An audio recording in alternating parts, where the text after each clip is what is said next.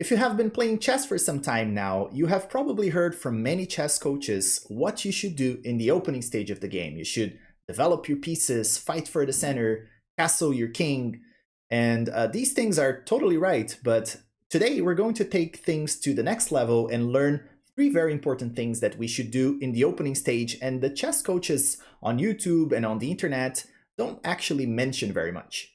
So I'm Victor, welcome to my channel, What the Fork, and today we're going to take your chess to the next level. So if you are not yet subscribed, please click the button down below and subscribe to the channel for more. So for this video, I chose an opening that I like a lot, which is the Ruy Lopez.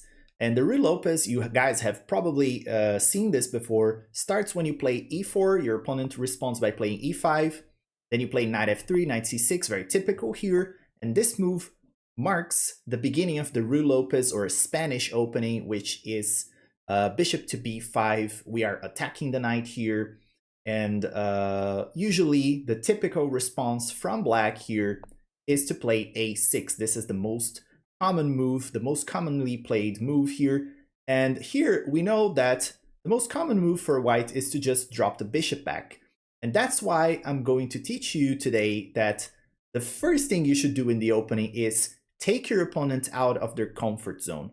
So that's why I like playing this opening, the exchange variation of the Spanish, because not many people study this opening. So you are dragging your opponent to unknown territory. They don't know this opening. They hardly ever study this variation, and you have a high advantage if you take your opponent this route.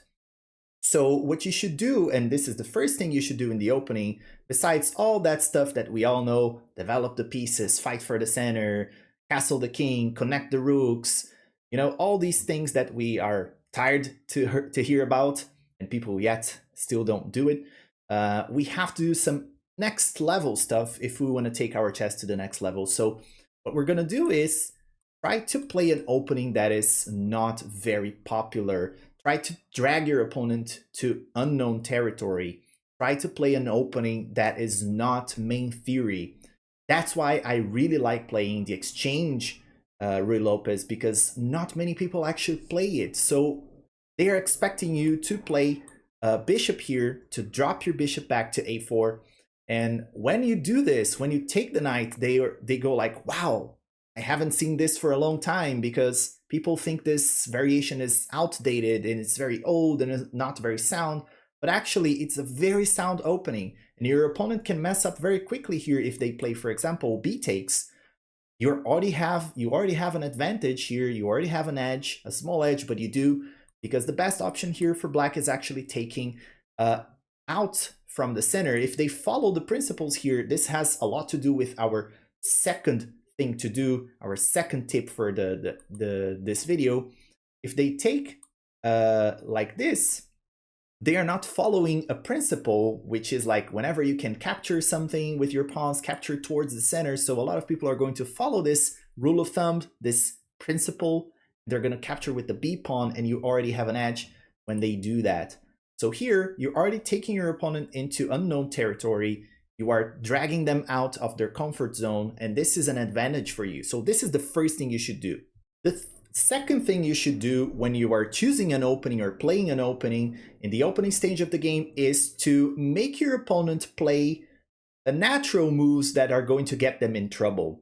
So this opening is very nice, because if your opponent follows general principles and plays natural moves, they get into trouble very quickly. So these kinds of openings are the best ones to play, because if your opponent follows natural principles, if they are out of their theory, if they're out of their comfort zone, they're going to try to rely on basic chess principles. And if they do that, they can get into trouble very quickly. So one of the examples I gave is just taking towards the center here. So this is not really good for black in this case, because you are creating pawn island. You have the doubled pawns, and it's not very good in this case. And white already has an edge if they capture with the b pawn. But there's one more example. If your opponent goes for the capture here, d takes, and you castle, a typical general chess principle that we have is to develop the knights before the bishops. So this principle is a general principle, a rule of thumb that is true for the most part. But here in this case, if your opponent plays this move, developing the knight to f6, they're actually blundering this pawn straight away, and you are up a pawn very quickly. So if your opponent doesn't know what they're doing, if they're following general principles, you can get a really good position right from the start. So you can take this pawn. If they try taking the other pawn, they can't do this, because you can play rook to e1. Now this knight's gonna be pinned here forever. You just have to drop your knight back or do something like this. So if they try to defend the knight here, it's not gonna happen. We're gonna attack the knight again, so they will have to move the knight. They have some options here. They might retreat the knight, or they might try to sacrifice and do a desperado attack here. So if they drop the knight back here, what you can do simply is to just check and win the rook in the corner. So when they block, you just win the rook in the corner. This is something you can do. But if they don't go for that, if they just desperado and sacrifice the knight for the pawn, you can just go back with check.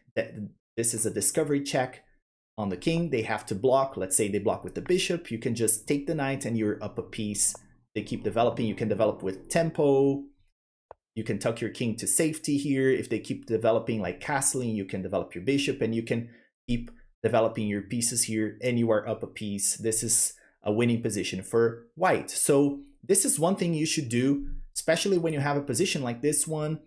Try to force your opponent into positions where if they play the natural moves, they end up losing. That's why I like this opening so much, the Ruy Lopez Exchange. That's why I like the Scotch game Potter variation so much. If the opponent plays the natural moves, they're going to get into trouble very quickly. But let's say your opponent actually knows what they're doing here, and they, instead of going for the knight move, they actually play, for example, bishop to d6, developing the bishop here, simple move. In this case, you're going to play d4, striking at the center right away, and after they take, you don't take with the knight, you take with the queen. And this is the third thing you should do in the opening if you want to get an edge, which is put your opponent in only move situations. What is an only move situation? They have only one move to have an advantage, or one move to prevent something from happening. And if this move is not very natural, you are going to add up the second tip from this video and the third in just one thing, which is your opponent has just one move to get away from trouble, and this move is not actually very natural. It's hard to find, so your opponent's not going to go for that. Whenever I play this opening and I play this variation where I have the queen here on d4, what I'm actually threatening is this pawn and this rook over there. Okay, so if your opponent is not actually paying attention, they can overlook this threat. And it's very common, very easy to overlook this threat, because it's not very natural for black to find the winning move here, or the only move here, which is actually pushing the pawn to f6. And we always have that typical rule that we learned from Grandmaster Ben Feingold: never play f6 or never play f3. In this case, this move is not on their radar. They are taking this move out of their radar for sure. And if they don't play this move, if they go for any other move, most of them are going to be very bad. If they try to develop the knight here, guess what? We can play a fork right away. If they go for any other moves, like if they try to develop something here, they end up losing here. If they try to attack your queen, you can go ahead and grab this pawn and maybe the rook in the corner. If they come here, you can just trade, and you're gonna have a fork in the end. So it's a great position for white here, because any move, any other move that they go for instead of this one, f6, they're gonna lose at least a pawn. So some other moves to protect this is to just play the bishop here, defending this square. But in that case, we can just go ahead and we can maybe trade queens here, forcing black to take back with the king. If they go king here, this is all, of course, very bad. They're losing castling rights. It's, of course, defending this pawn, but it's very bad strategically. Oh my gosh, I forgot how to speak English. Strategically speaking, it's very bad for black here. So all these moves are very bad. The only move that actually keeps the game flowing here is to play f6, which is not very natural. and it's the only move that black has. That's why I like this opening so much, and I have an entire video about the exchange Ruy Lopez, and it's really good. But of course, you can play any other moves, any other openings if you like. The idea is to take it to the next level, try to follow these 3 tips, these 3 ideas that I gave to you guys in this video, and maybe you can take your chess to a whole different level. And if you like this video, remember to click the like button down below, and it helps a lot. You guys all know that. Subscribe to the channel for more, and as always, I see you guys in the next video.